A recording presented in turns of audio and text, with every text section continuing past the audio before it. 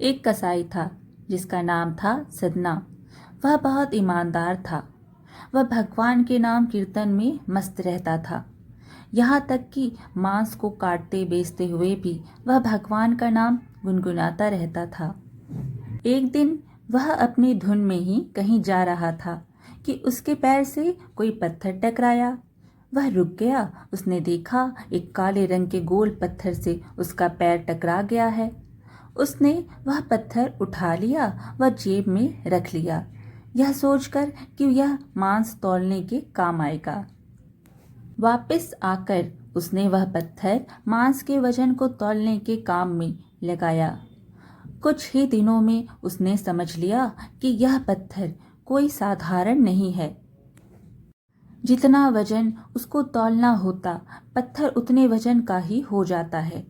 धीरे धीरे यह बात फैलने लगी कि सदना कसाई के पास वजन करने वाला पत्थर है। वह जितना चाहता है पत्थर उतना ही तौल देता है। किसी को 1 किलो मांस देना होता तो तराजू में उस पत्थर को एक तरफ डालने पर दूसरी ओर 1 किलो का मांस ही तुलता। अगर किसी को 2 किलो चाहिए हो तो वह पत्थर 2 किलो के भार जितना भारी हो जाता। इस चमत्कार के कारण उसके यहाँ लोगों की भीड़ जुटने लगी। भीड़ जुटने के साथ ही सदना की दुकान की बिक्री बढ़ गई। बात एक शुद्ध ब्राह्मण तक भी पहुंची। हालांकि वह ऐसी अशुद्ध जगह पर नहीं जाना चाहते थे जहां मांस कटता हो, वह बिकता हो। किंतु चमत्कारिक पत्थर को देखने की उत्सुकता उसे सदना की दुकान तक खींच लाई। दूर से खड़ा वह सदना कसाई को मीट तौलते देखने लगा।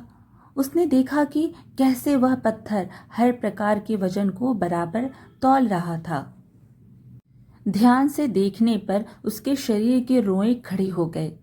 भीड़ के छटने के बाद ब्राह्मण सदना कसाई के पास गया। ब्राह्मण को अपनी दुकान में आया देखकर सदना कसाई प्रसन्न भी हुआ और आश्चर्यचकित भी। बड़ी नम्रता से सदना ने ब्राह्मण को बैठने के लिए स्थान दिया और पूछा कि वह उनकी क्या सेवा कर सकता है। ब्राह्मण बोला, तुम्हारे इस चमत्कारिक पत्थर को देखने के लिए ही मैं तुम्हारी दुकान पर आया हूँ, या यूं कहें कि ये चमत्कारिक पत्थर ही मुझे खींचकर तुम्हारी दुकान पर ले आया है। बातों ही बातों में उन्होंने सदना कसाई को बताया कि जिसे पत्थर समझकर वो मांस तौल रहा है, वास्तव में वो शालिग्राम जी हैं, जो कि भगवान का स्वरूप होता है।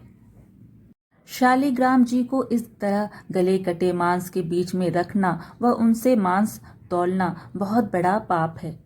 सदना बड़ी ही सरल प्रकृति का भक्त था।